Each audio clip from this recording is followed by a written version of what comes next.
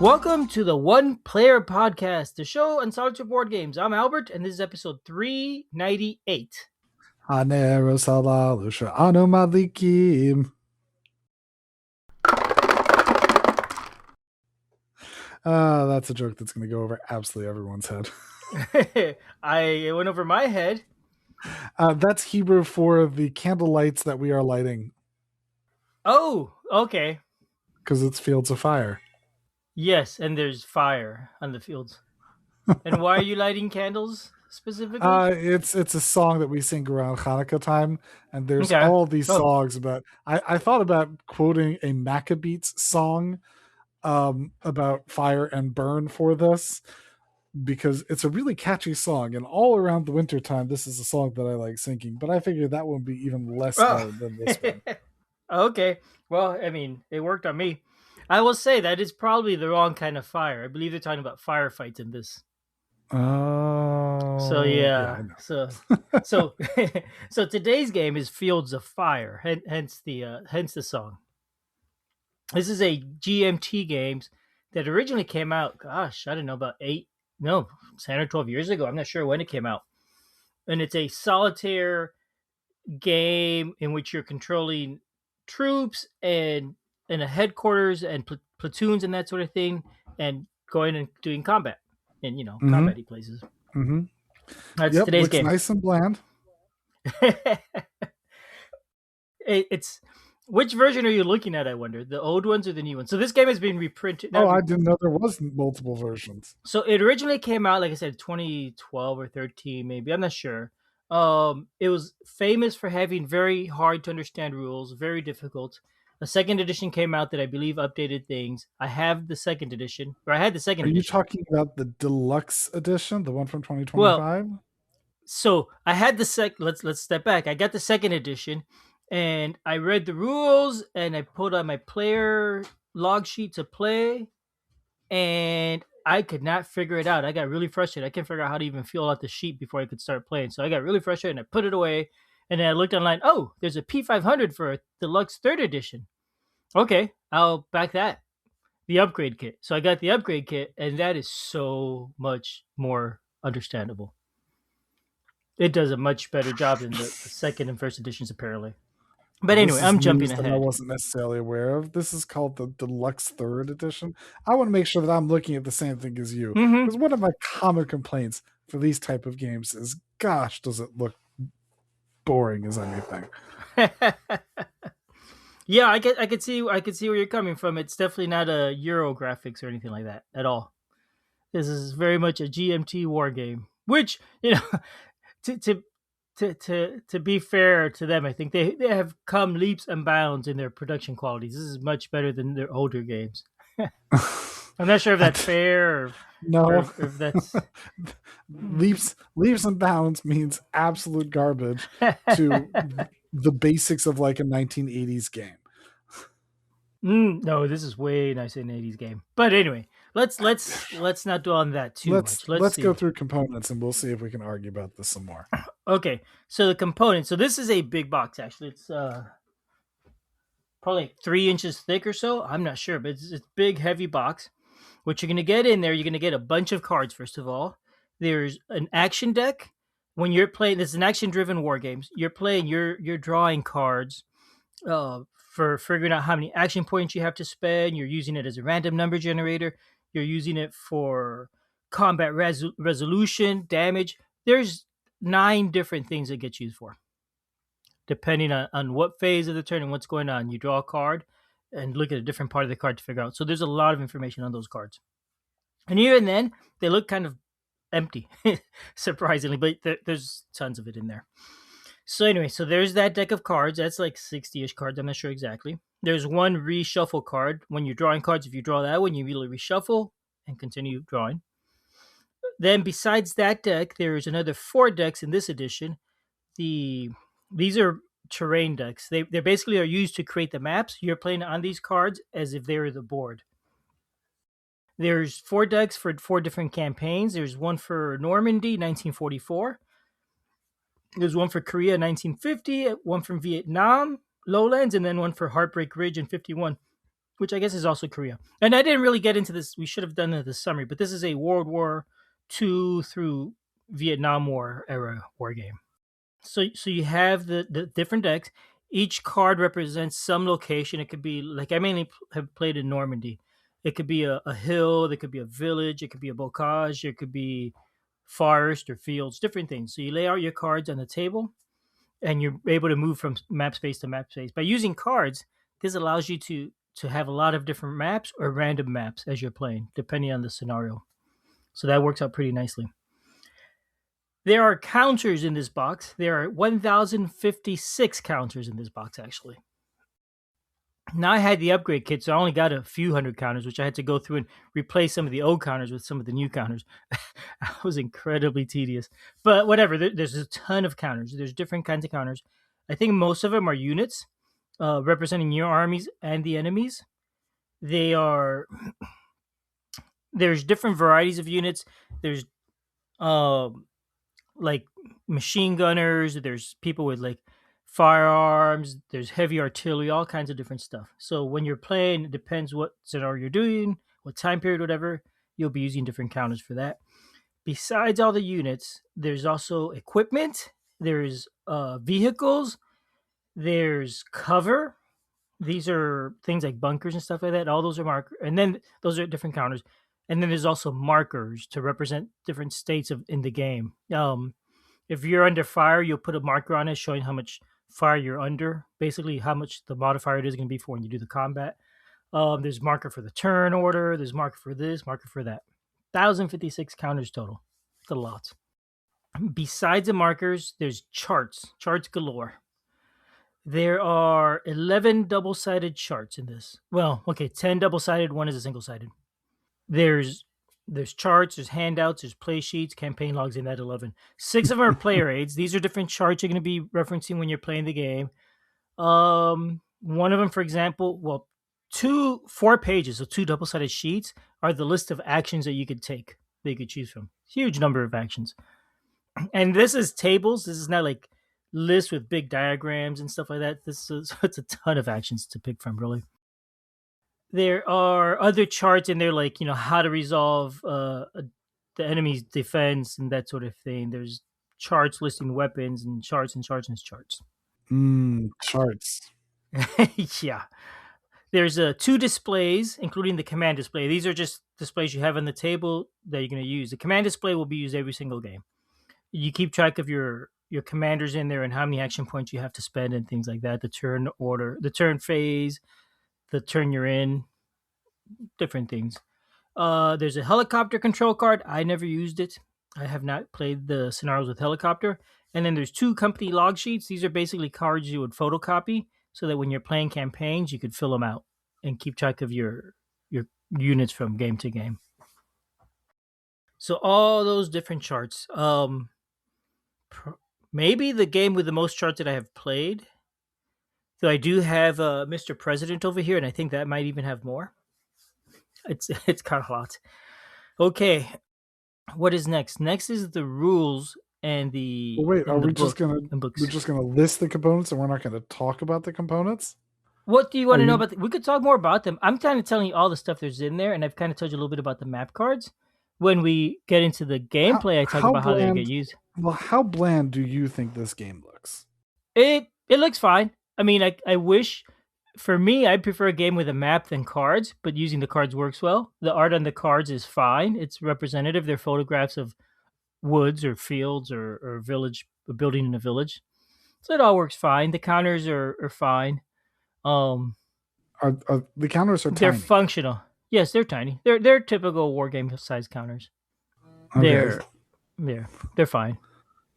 So it's essentially you're having a layout of a grid of cards with it's a regular poker size card, and a single poker size card has 12 small counters on it. Yeah, you could get 12 small counters on it, definitely.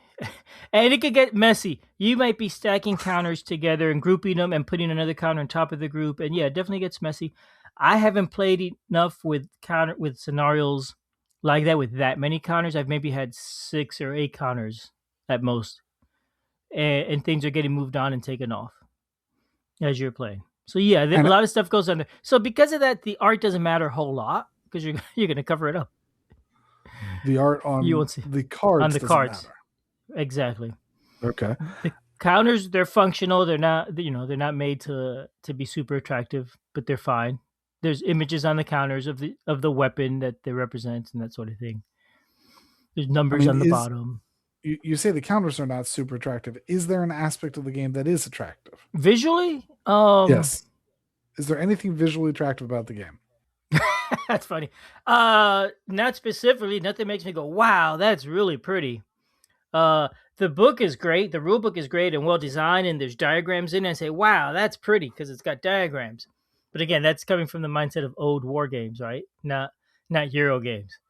It's hard. It's unfair, I'd say, to compare a war game to a Euro game. I don't think it's that. I don't Yeah, agree with that because I just a mean, second. I don't agree that it is. Maybe for solo, but only because there's not that many good solo war games that I know. But for example, there's a lot of really good war games that even I've played. If we're not talking about, first of all, many of the war games, classic war games, are games that involve minis. Marvel Crisis oh, I'm Protocol, not thinking minis. Malifaux, Mordheim. So many of those have minis. Many of them look really nice, look really well when you're using it.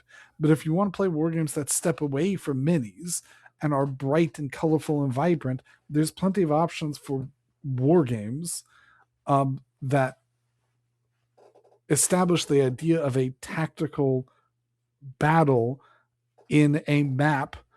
For example, there's War Chest, there's Summoner Wars. These are things that have bright art, that are visually appealing, they're visually attractive, look really nice, and establish that feeling of a war game. Granted, they're not solo friendly, but that's not an excuse to say, hey, I'm going to make something that looks like it's ripped out of 30 years ago and is not at all visually attractive because I can't, because I'm GMT and this is the way I've done it for 50 years. I mean, I have not played those games you've mentioned. I suspect the complexity is way lower, and you could easily have counters with lots of pretty art on it. They need to be small. I mean, there's 1,056 counters. You can't make big counters without really increasing the cost substantially, right? So there's that. So there's only so much art you could put in there. You can't put like a cool battle scene in a quarter-inch counter sort of thing. Do That you just wouldn't enjoy work. having a game that has 1,000 tokens on the board at once? Is that a Yes, draw? I Okay. do. I not a, no. You won't use 1,000 counters at once. You would never use that many. Like I doubt that you're using 100 at a time in a game. Most of them they're in there because there's variety. Some counters would come into later scenarios. There's counters for all the American units. There's counters for the Germans. There's counters for the Koreans. There's counters for the Vietnamese. You're never going to use the Vietnamese in the German campaigns, right? That just wouldn't happen. So those counters just get set aside until you get to that campaign. A lot of the counters are markers. They may or may not come up. There's counters for vehicles. You may not be using those vehicles or any vehicles in a specific scenario. So it just depends. What the counters get you is a lot more variety, right? Tons of variety, tons of replayability, more than probably Summoner Wars, for example. So this is just a different type of game. I think the lack of art is a necessity because of the complexity and the amount of information that you have on it. I don't think you could pull this off with a pretty game without really increasing the cost dramatically. I don't know. I don't think so. Um, the rule book has images in it and stuff, but it's pretty. It's not like fancy art. It's just simple diagrams in line in the text often, and it's 100 pages of dense rules, a lot of details.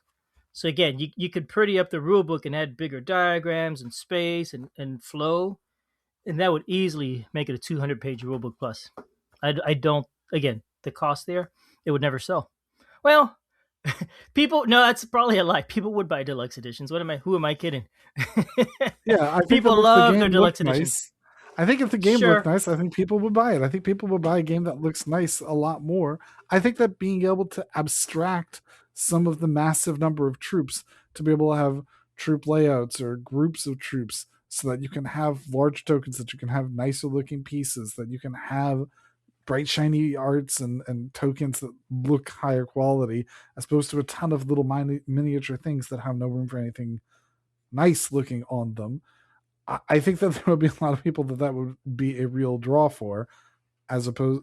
I mean, that would be a draw to me if the Right. game looked nicer. I think that would be a draw to me. But the way it is, when I look at it, I'm like, I cannot imagine myself personally wanting to play that kind of game. Yeah. Well, so I mean, it's a niche within a niche of a hobby, right? The people that are playing these kinds of games are very, I think, interested. This game specifically, there's a lot of detail. They don't want to abstract things out more and make it more generalized because part of the draw of this game is just how realistic and complex the rules can be.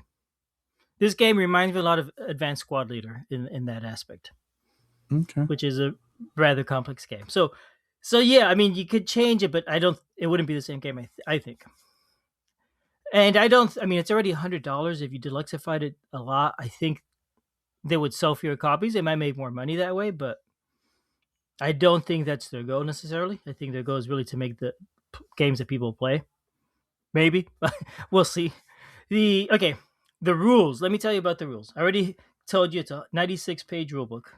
Pretty dense. A lot of rules in it. Lots of information. It's spiral bound, which is a really nice draw. Besides the rule book, there's 2 field manuals. These are the books that teach you how to play. Each of those are again like another 50 or 60 pages. 50 pages, I think. The first one is the basic um, field manual, which teaches you like you go through multiple plays in it. The first game, it just teaches you how the units move and how you mark them when they move and all that. The second one now adds combat. It puts some enemies on the map and you go out, you move to them and you fight them and you learn how the combat works. And so progressively, it shows you how to play one scenario at a time until by the end of that, you know how to move all the units on the board. You know how to deal with hidden units. You know how to deal with uh, terrain and cover and things like that, elevation. The second rulebook gets into more advanced things like vehicles, helicopters. Um, the first rulebook talk about radials already, how radials affect the game. Air assaults are in the second rulebook.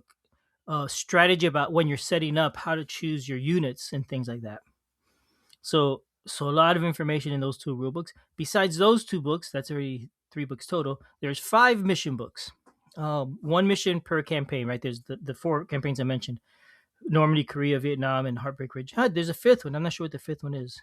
Oh, the basic mission book. It has one single mission that's kind of random that you just play that you make the map randomly in that one, and then a playthrough of how to use it. So that's another example for learning. So all these rule books, again, a few hundred pages of text there, a ton of information. I found the rule books and the scenario books are super handy for learning. And now I'm jumping into the rule section, I guess. They they guide you through everything really well when you're doing something. One thing I like, the field manuals tell you, okay, the game has 8 phases. Some of them we're going to leave out for the sake of learning, but we're still going to call them out and acknowledge that they exist, so that as you're playing, you start learning where all the phases are and how they relate to each other. And it'll tell you, okay, phase 1 is this. This is what would happen normally, but we're not doing it. Move on to phase 2. And it guides you through everything, really nice detail. Those books have a lot of images, a lot of diagrams showing you the state of change from turn to turn, so you can see what's going on. Whenever it mentions rules, it always tells you where in the main rulebook to reference it in case you want to look for more information. They tell you don't need to read the rulebook. You'll have enough information here, but if you want, you could always go ahead and reference it if you're not clear about something. Or you could read the first couple chapters. That's helpful. One thing I like about they constantly mention, and it's such a complex game, don't worry about the complexity. Don't worry about learning everything up front. You'll get it over time. It's fine. As a matter of fact, and here I'll read this tip. Tip 1. There are times when a lot of specific rules apply to a situation. Fields of Fire is not supposed to be a logic puzzle in which one incorrect move will destroy some internal balance. If certain modifiers or enemy placement instructions are forgotten, so be it. Play on. Chances are that the situation that occurred is plausible, and if that makes for a good story later, who's to say it didn't happen that way? So it's telling you, just play. If you mess up a rule, don't worry about it. Keep going. You'll figure it out eventually. And I like that. I read that, and that was confidence boosting when I read that sentence in the rule book, because it's a lot of information, right? Or in the field manual. So I like that. I think the rules are really well done, and just excellent, because this is a difficult and intimidating game to learn, for sure, absolutely. And I think they do everything they can to guide your hands. The older versions cannot say that's true. If you come across the older version and it's a really good deal, I probably would just skip it and wait for get this one instead. Because, like I said, I played the or didn't play. I bought the second edition. I tried to read the rules and learn the game, and it was just frustrating and it just upset me. I couldn't figure it out. They've always said it's really worth it. You got to make the effort, but it's a hard game to learn, but it's worth learning. But I find it too hard. And now that there's a newer version, why go through that? I don't know how much you're saving by getting a deal. So, okay, so anyway, I went through all the components. I went through the cards and the counters. I did explain how the cards are used to make maps. Um, the theme, yes, this game is definitely thematic. It's a detailed war game with lots of rules, lots of complexity, dealing with firing from different angles, with smoke, with time of day potentially, all kinds of things. So I think yes, absolutely, the theme's going to come through on this. You're not going to forget you're playing a World War II game or a Vietnam game. I don't know what else to say there. Rules. Yeah, I kind of went about them already, right? I explained them, I feel like you all the did. different books. Yeah. Let me see what I wrote here. The rule book. You're gonna probably disagree with this one. I'm gonna say the rule book is a cross between a traditional war game and a Euro. Yeah, Julius's reaction on this. Yeah. What? Hey, it was late. It wasn't late. When did I write this? Oh, this weekend my son was at a competition. I went Is with him, and I was all day sitting there. I wrote this during that. is this another one of those ones that's not as bad as it was 50 years ago? Probably, it's probably, yeah. Well, so it's very well organized. I like that about it. Everything is cross reference. I like that, and lots of illustrations. That's where my Euro comment comes from. Really, okay, it's a stretch. I said it's a cross. I didn't say in the middle. No, it's not a Somewhere. cross. It's a matter that they've learned basic things from modern Euros about the fact that you need to have.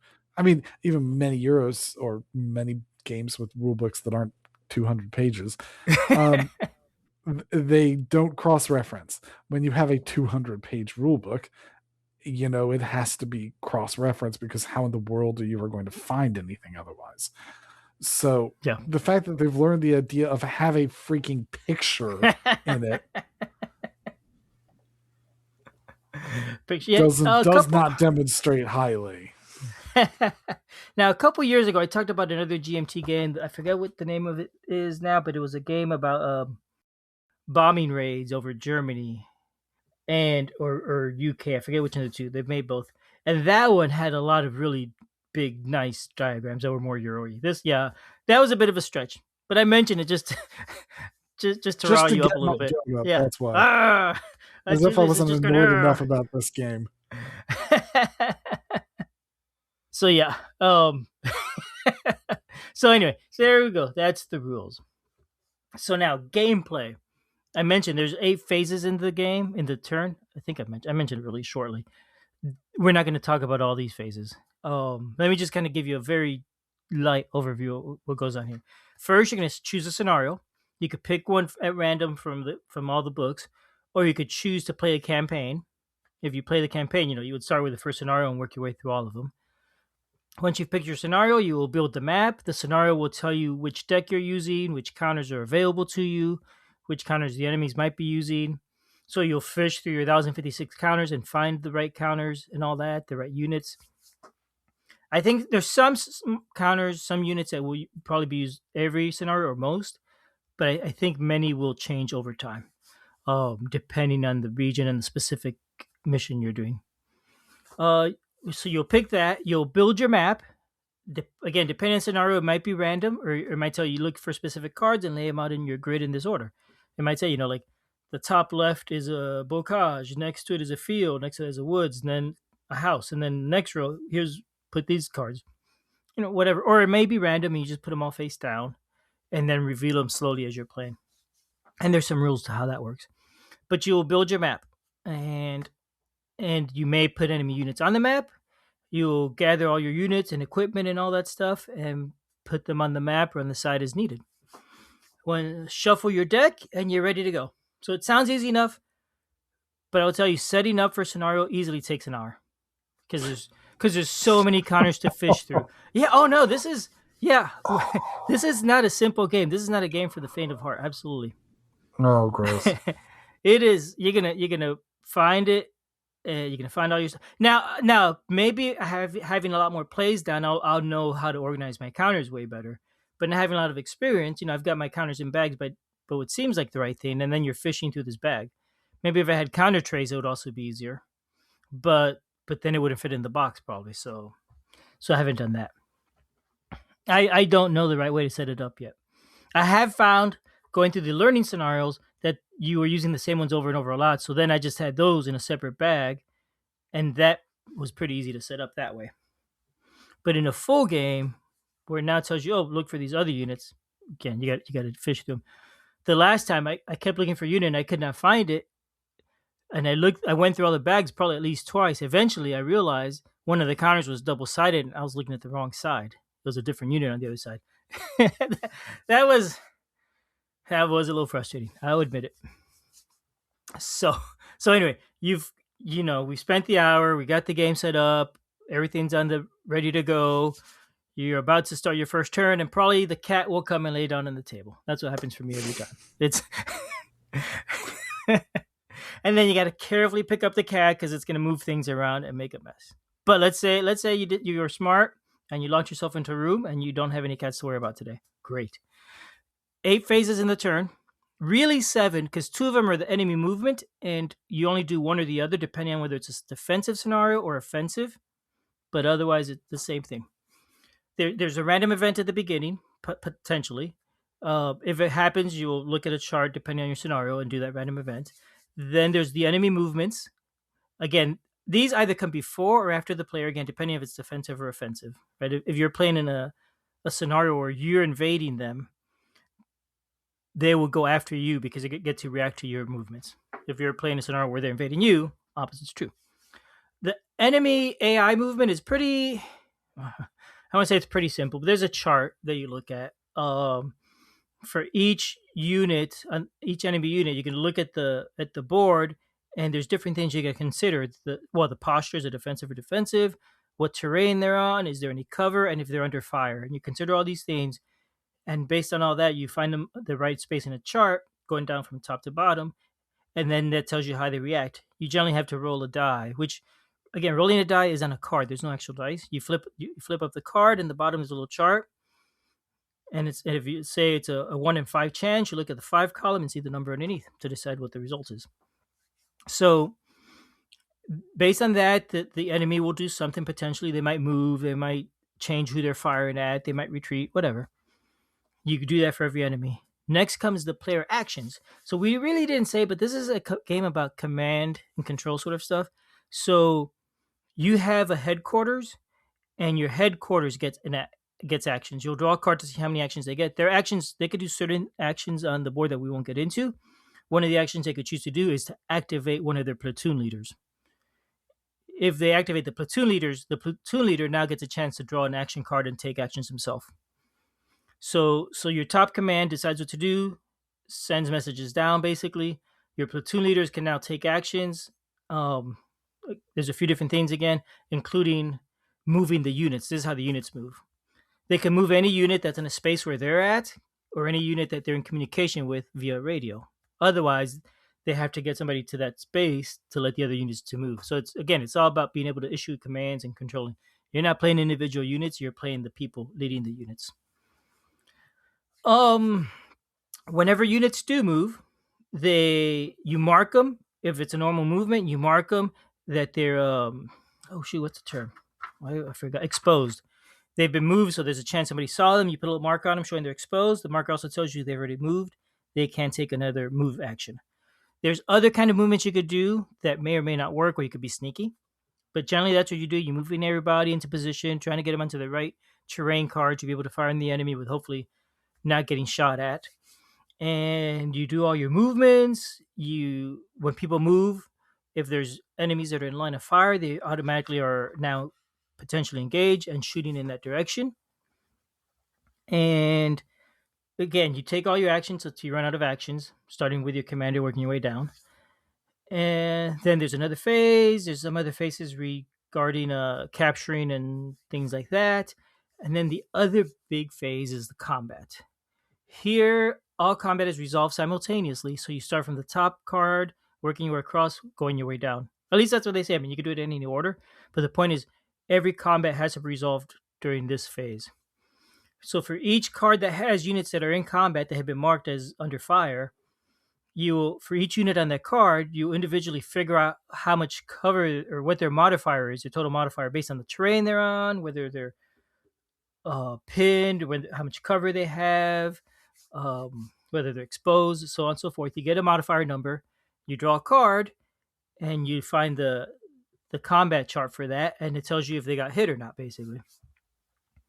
And if they did, then you'll resolve to see what kind of damage they take.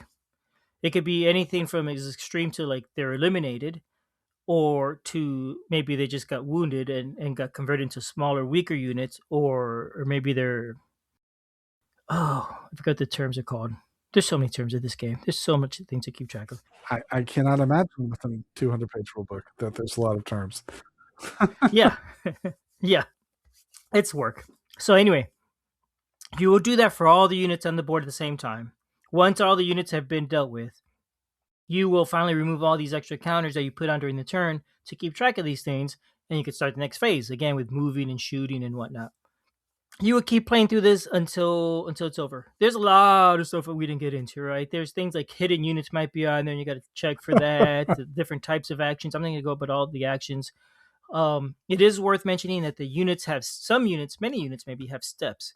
So if you take damage, a 3-step unit becomes a 2-step unit, then a 1-step unit, and then they're eliminated. Generally speaking, their strength is the same until they're fully eliminated. Though they usually get converted at the end to a excuse me, to a fire team, which is the weakest kind of unit. The What happens is if you have a fire team versus a team with better equipment, is they just have less modifiers against the enemy. Not a huge deal, but definitely very impactful. And not a huge deal in terms of how the gameplay works. All it is means that you're putting a different counter on an enemy, and that even then it depends. If you have 5 units shooting at a single space from all around, you still use the modifier from the best unit, not all of them added up together or anything like that. I don't know why, but apparently that makes sense and it works that way. So that's how the game works. Very detailed, very much keeping track of a lot of stuff. Very carefully moving your units into position, getting into the right position so that you have an advantage when you're fighting is very important. If you send a unit in by themselves to fight, they're probably going to get plowed down pretty quickly. You'll probably do damage to the enemy too, but again, you're going to be eliminated. If you have multiple units attacking from different angles, much better situation. One unit is still going to get shot at, and they won't do well, but the rest will knock out the bad guys pretty quickly, hopefully. It is it's a very detailed game with a lot of things for realism and a lot of things that are abstracted too to keep it simple. But there we go. Sure. Yeah, that is Fields of Fire. Super complex game, very steep learning curve. I will now tell you, I love the game. I'm not going to keep this. I realize that this is more complex of a game that I could really play ever. It's not the kind of game where you could, every 6 months I'll pick it up, refresh the rules real quick and play. This is a game where you need to kind of keep it out and play pretty often, internalize those rules, really grok them. That's not going to be simple. Now, if I was 20, this would probably be a lot easier. Now that I'm like 57, learning rules goes a lot more slowly. My brain does not absorb things as quickly, so it would definitely be this would be great if I was younger. But even then, again, it's a lot of rules to learn and to keep track of and things. You could do it, but you're going to be referencing the book tons, and that's going to slow down the game so much. So that's the problem with it. It's a steep learning curve, and it's not easy to learn. Like I said, it's not the kind of game you could play every 6 months. You need to keep it out and play regularly. And if you're going to play like that, I think this is a fantastic game. If you have the ability to do that, absolutely worth it. In a situation where I'm playing many different games all the time, there's lighter games that are easier to pull out that are going to have a similar theme and be satisfied in that situation without the extreme learning curve. What is it? Conflict of Heroes: Awakening the Bear. It's a game about, again, firefights at small levels like this. You could reread the rules and kind of get it going again in half a day and play a scenario and have fun. Still be a little bit lost, still struggle a little bit, but you'll have it in half a day. I will confess here, I have not actually played the full game. I have played the learning scenarios and gone through them, For and they Fields of are Fire, you haven't? for Fields of Fire. Yes, I have played many scenarios. I have played this game at least half a dozen times. I have yet to do an actual full game. That's daring. At some point, I said, I'm not going to do that. It's not going to happen. I would love it to happen, but the amount of effort to get there for a game I know I will not be able to play long term, realistically, it's not worth it. But I have played enough. I have done all the different things to see what this game is about and appreciate it a lot. I know that this is a game I would love to enjoy. If I could dedicate myself to just a few games, this would be one of them. Absolutely, this and Lord of the Rings, a card game. Those are two that come to mind right there. Yeah. The it's cool because there's all these different campaigns, and as I look at the cards and all that, you can see how things change from battle to battle. How like the terrain is different in Vietnam than it was in France, and how that could affect things, and like how you move and how the cover you have to deal with cover and the enemy hiding and the changes in the weapons that are available. All those things are just really neat to see and explore. But yeah, I don't have the time for that. I don't know that I have anything nice I can say about it. I know, I know you don't. I know you don't. And I will tell you, there's people that love this game, and I think it's a fantastic game. And I applaud them for playing it and being dedicated to it. I'm jealous. It's it's a different type of game for a different type of player than we are, Julius. Honestly, that's what it I is. suppose that's true. Yeah, I mean, can't knock people for liking it. I think, but and again, I do like it. I don't see myself being able to play it, which is a shame. I don't know. To me, I cannot get over that the game feels like it's 30, 40 years old. See, that's funny because when I say, "Oh, this is nothing like a 30 or 40-year-old game, not a 30, 40-year-old war game," and it's so different. Yeah, and 30, 40-year-old war games look even Well, worse.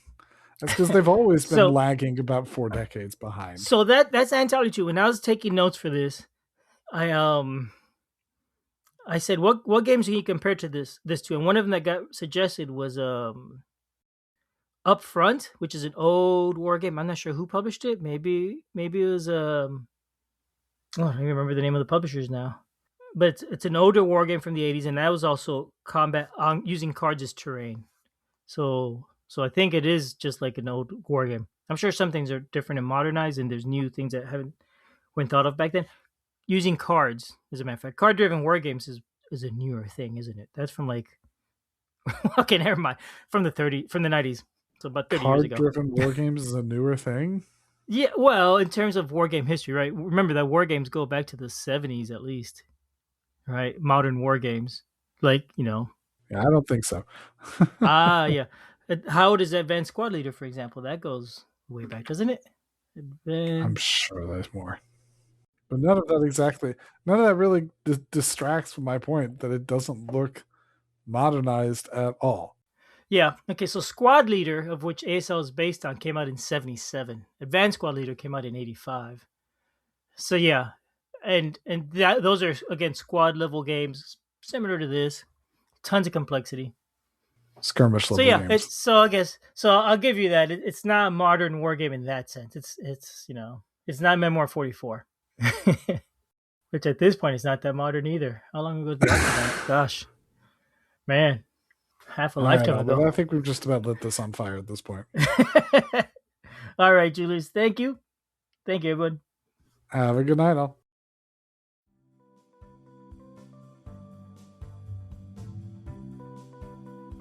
Thanks for listening. We love feedback, so we love hearing from you. You can reach me at julius@oneplayerpodcast.com or jlbird on BGG, and Albert can be reached at albert@oneplayerpodcast.com or Fractalune on BGG. Our website is oneplayerpodcast.com with the number 1, and we're also on Twitter at oneplayerpodcast. The intro music is copyright Angus, can be found at jamendo.com. The transition music is copyright by Dan Elduce Pancaldi, whose page is at donpancaldi.com. The One Player Podcast is protected under a Creative Commons share-alike license. Thanks for listening.